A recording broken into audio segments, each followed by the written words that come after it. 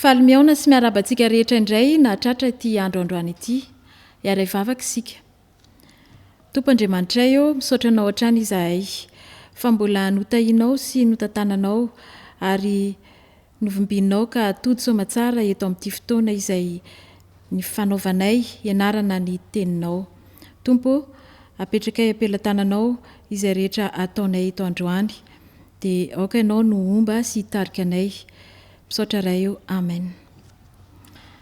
Ny Jaona toko 7 manomboka amin'ny 1 ka hatramin'ny 1:20 izay milaza ny resaka izay fanaovan'i Jesosy sy Nikodemosy no lohahevitra izay efa hanodiny itsika nandritra ity herinandro ity.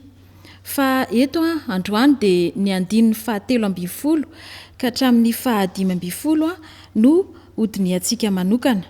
Ndao vakitsika izany amin'ny anaran'i Jesoa.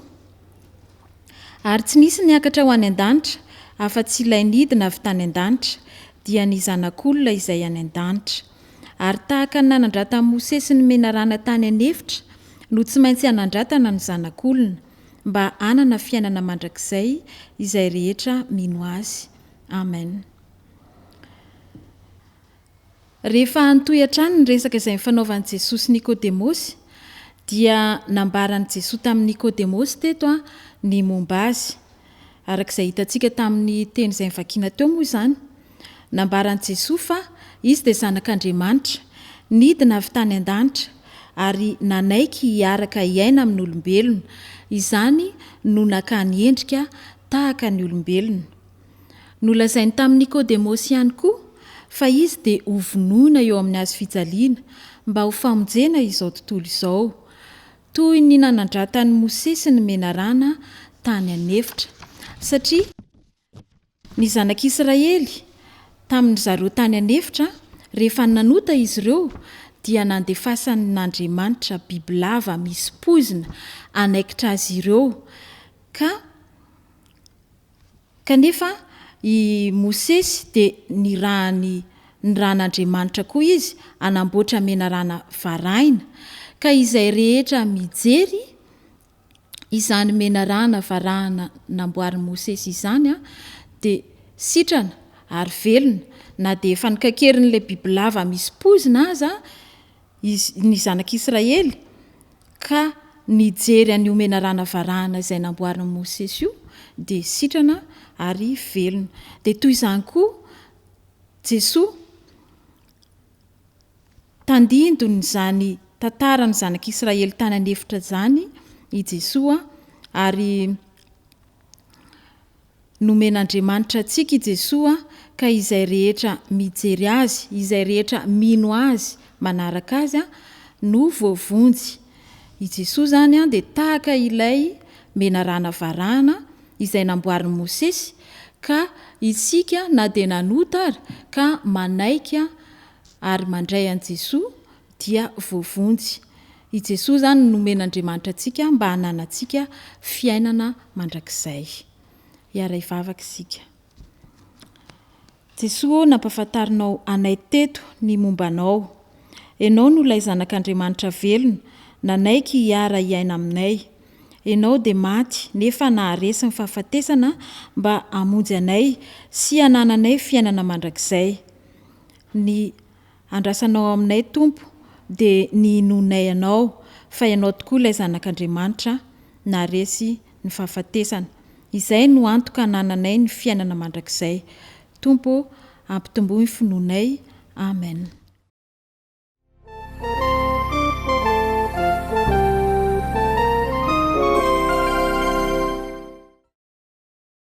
Raha malala rehetra amin'ny Tompo ampitomboana mandrakariva amintsika rehetra ny fahasoavana sy ny fiadanana.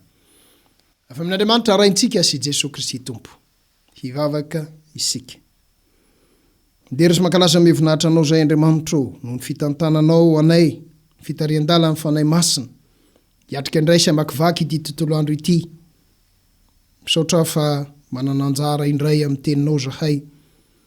Izay fanambaranao raha teo fa tsy mofy ihany ny veloman'ny olona fa ny teny rehetra aloky ny vavan'Andriamanitra. Dia mitarianay fanay masina ho ny anaran'i Kristy Jesosy. Amen. Ny tenin'Andriamanitra andrahantsika rehefa ny amin'ity alakamisy ray Desambra 2024 ity. Darak'izay tao amin'ny Samuela voalohany toko 7:10. Ny 7:10 hatramin'ny 5:10. Samuela voalohany toko 7:10 ny 7:10 hatramin'ny 5:10. Mivaky ito izao amin'ny anaran'ny Tompo zany. Ary Samuela tamin'ny Saoly: nanao adaly ianao, tsy nitandrina ny didin'i Jehovah Andriamanitrao izay nandidiny anao ianao.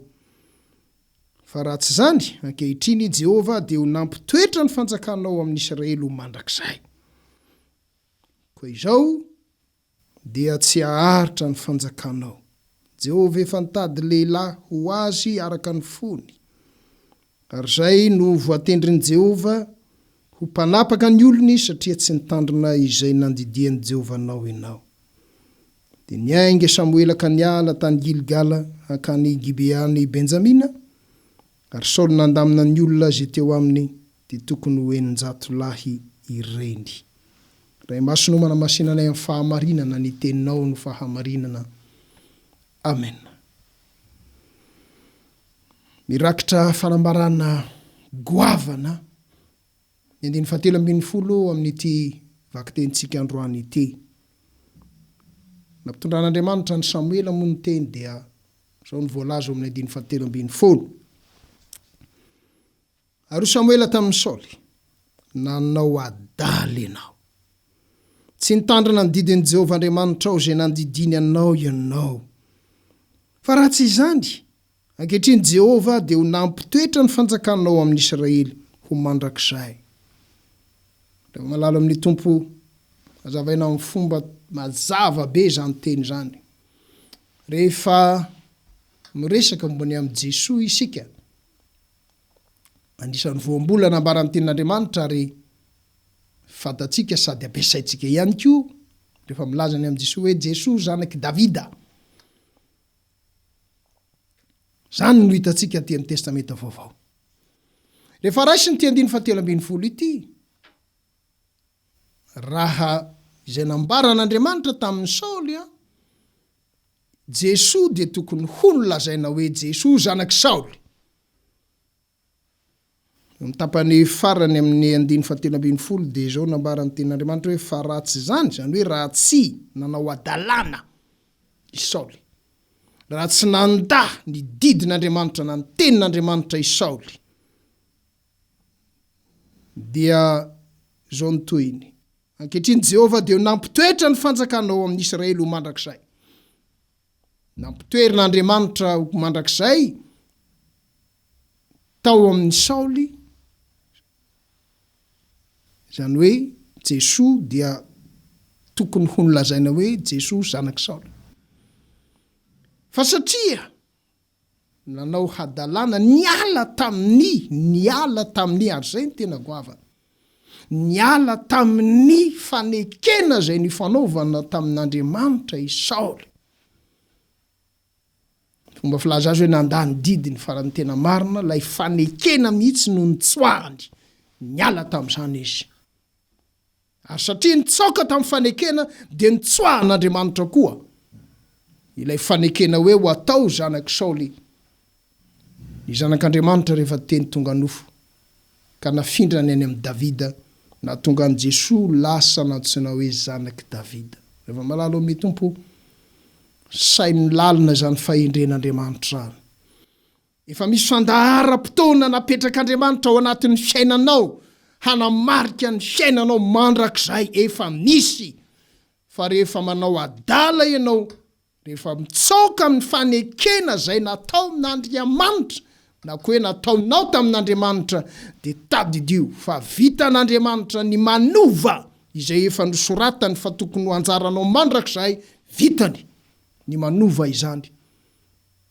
Rehefa tsy mitana ny fanekena ianao, Andriamanitra koa manko mitana ny fanekena hatramin'ny farany, mampisaina sy mampieritreritra atsika izany tantara ny Saoly mpanjaka izany, dia fantatrao amin'ny hafaran'ny taranany ihany koa. Ivavaka isika. mampianaranay hay manisa ny andronay hoy ny soratra masin'Andriamanitro mba hanananay fo indry. Misy fotoana tokoa zay de tena adala vendrana maditra